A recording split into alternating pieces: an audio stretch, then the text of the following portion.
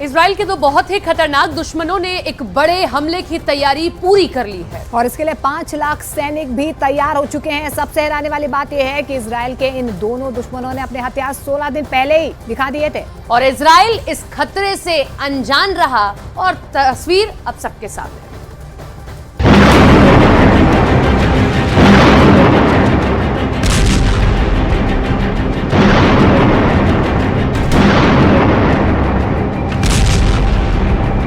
फिलिस्तीन और इजराइल के बीच युद्ध शुरू होने से पहले ही जंग का तापमान 100 डिग्री सेल्सियस पहुंच चुका था।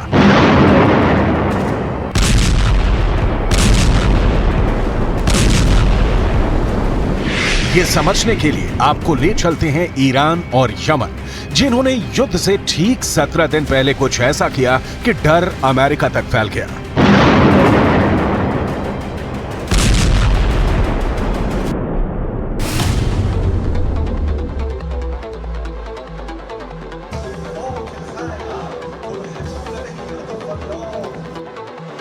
दो देश,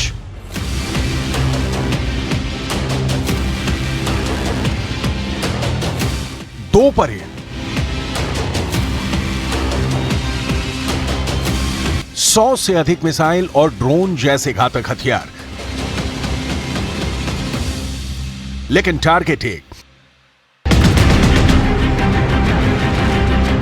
ये है इजराइल, जो इस वक्त खुद को हमास से बचाने के लिए गाजा की चौतरफा निगरानी में जुट गया है। लेकिन असली खतरा तो कहीं और से आ सकता है। हमास और इजराइल के युद्ध के ठीक पहले हथियारों का बहुत बड़ा शो किया गया। ईरान की यह ताकत दुनिया ने बहुत देखी है। आप यमन की भी पावर देखिए। ये वो देश है जिसने 9 साल से गृह युद्ध झेला, वो अब अपनी ताकत दिखा रहा है। यमन वो देश है जिसने पिछले 8 वर्षों से सऊदी अरब और उसके 15 साथी देशों से युद्ध लड़ा, जिस युद्ध में उसके खिलाफ अमेरिका भी रहा, ब्रिटेन भी रहा और इजराइल ने भी यमन के खिलाफ मदद की। वो यमन अब अमेरिका और इजराइल दोनों को ललकार रहा है।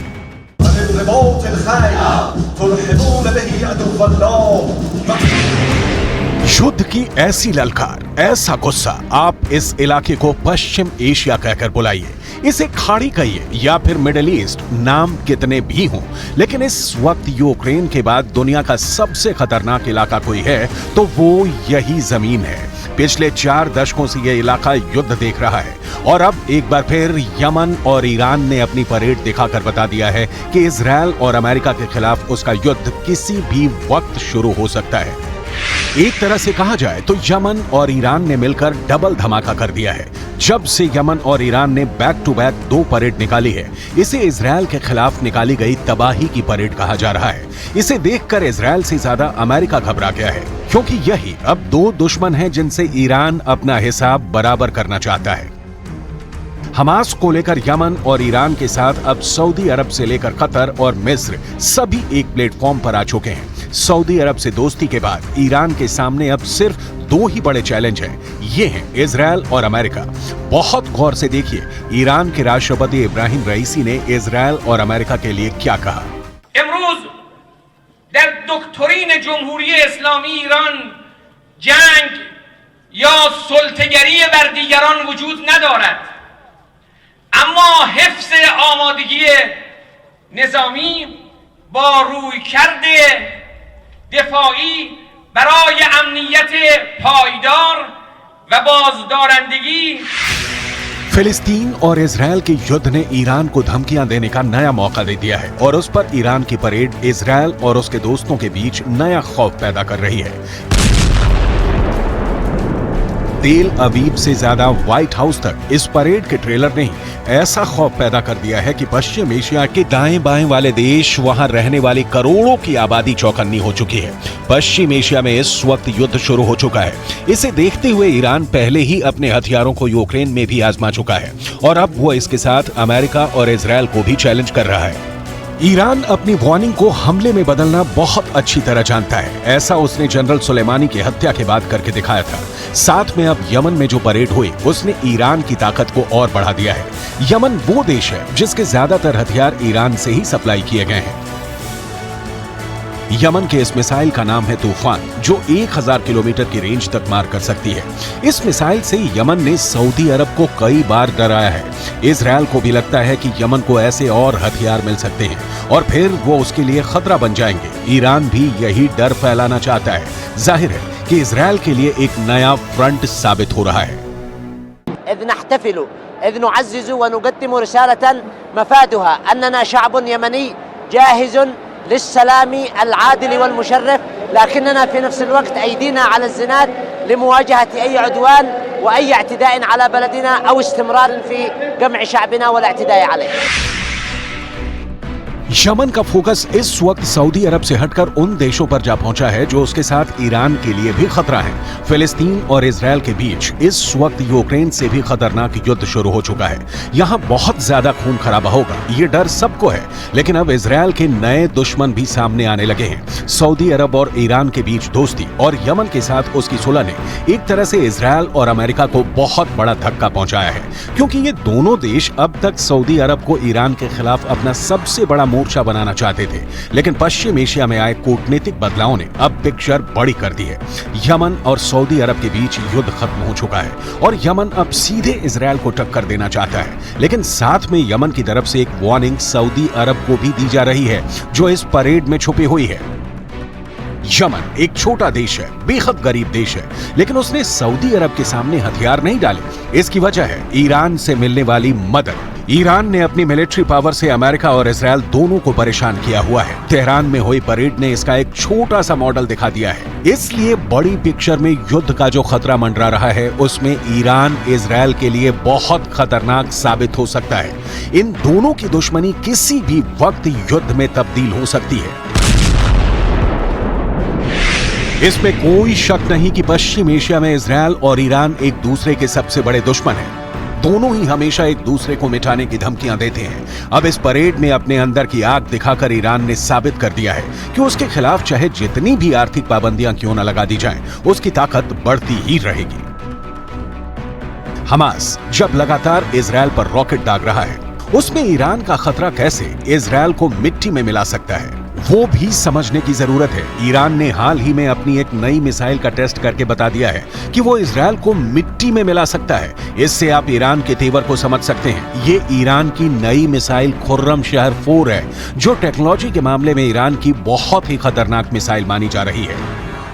ये ईरान की खुर्रमशहर 4 मिसाइल है और इसकी रेंज 2000 किलोमीटर है। ये 1500 किलो तक का वॉरहेड ले जा सकती है और खुर्रमशहर 4 इतनी सटीक है कि ये मिसाइल अपने टारगेट के 30 मीटर के दायरे में ही गिरती है और 13 मीटर लंबी इस मिसाइल को लॉन्चिंग के दौरान ही खत्म किया जा सकता है, क्योंकि जब ये अपने टारगेट की तरफ बढ़ती है, यानी टर्मिनल स्टेज में, इस मिसाइल की रफ्तार करीब 20,000 किलोमीटर प्रति घंटा हो जाती है।